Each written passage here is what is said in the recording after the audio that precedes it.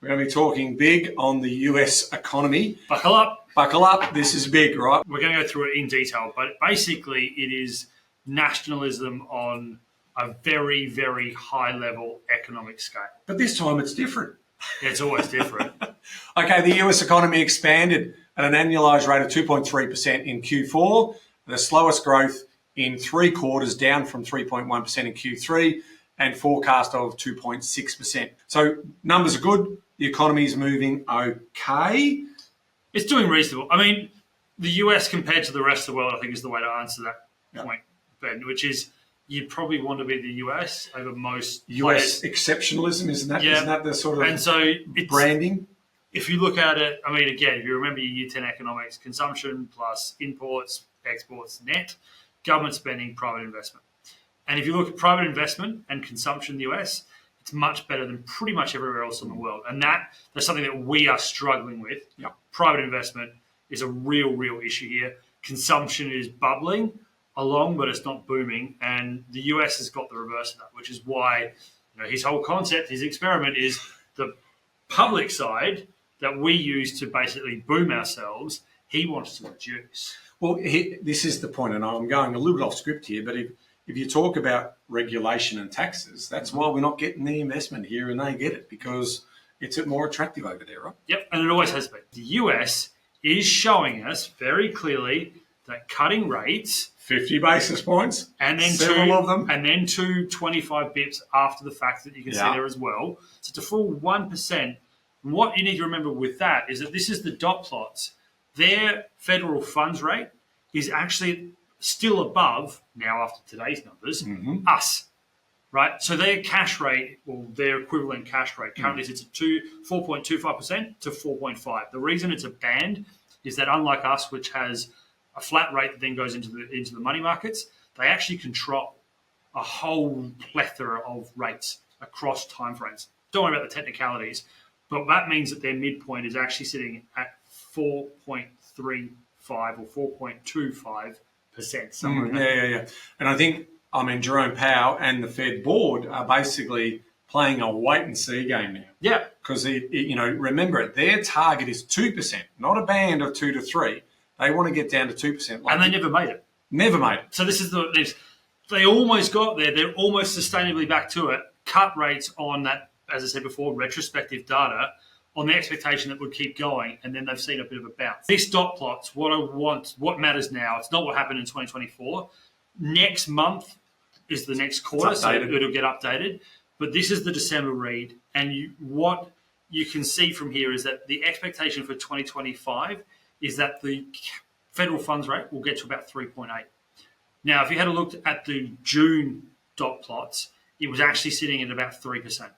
So this is the upgrade in expectations that we've now seen, and then it brings us to the Donald Trump story. The Donald Trump story, and remembering these are predictions by each. So each one of those dots is a sitting member of the board, and where they think rates will be. Good segue. Let's roll. This is big. So this is the big US economic experiment that we're seeing under the presidency of Donald Trump 2.0. So step number 1, we talked about promises to bring back industry and jobs to the US. So how he plans to do that is he wants to introduce tariffs on imported goods. Now, the context here is this. The US send a truckload of goods and services offshore, around 3.119 trillion with a T. That's 1,000 billion for every trillion. And then they import around 3.3 trillion. Now that constitutes, both of those, just in the context of just how big the US economy is about 11% for imports and 11% for exports. Okay, so that's roughly the size of the opportunity here. But when you think about that in trillions, that's millions of jobs potentially. Yep. Right. It is millions of jobs that he's wanting to get onshore.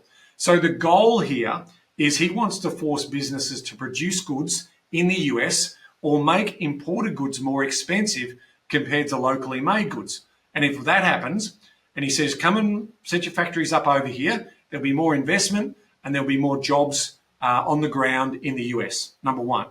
Second part of that is tariffs will generate some of that government revenue. So what is his challenges? What are the impacts here in terms of, well, the reality is if you introduce tariffs, they automatically make goods more expensive.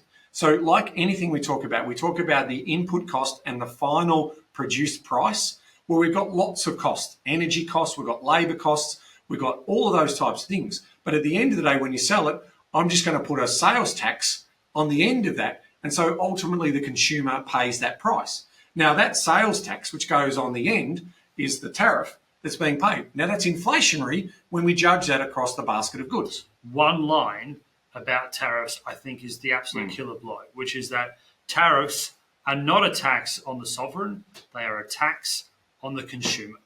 And what we saw in Trump 1.0, China's the great example. They found other markets. And not only did they find other markets, they made it incredibly cheap for other markets to offset the loss of their goods appearing more expensive because a tariff is on top of it. Yeah, and they're trying to argue that they'll get the supplier to pay that price. So it's not technically a sales tax at the end of that journey, but it comes at an import cost. It's going to have to come on the end product price. Or I've got to go back and find productivity. I've got to find other savings or ways to make my goods competitive. So that's challenge number one. It's inflation. That inflation leads to obviously higher cost of debt. So we've been learning obviously about when inflation is high, the brakes come on, the cost of money goes higher. So they put higher cost on debt, and that ultimately means that the economy slows down. So that is actually a job killer, because that investment doesn't come in, that whole momentum, that economic flywheel doesn't occur as part of that. So what we then see is retaliatory responses.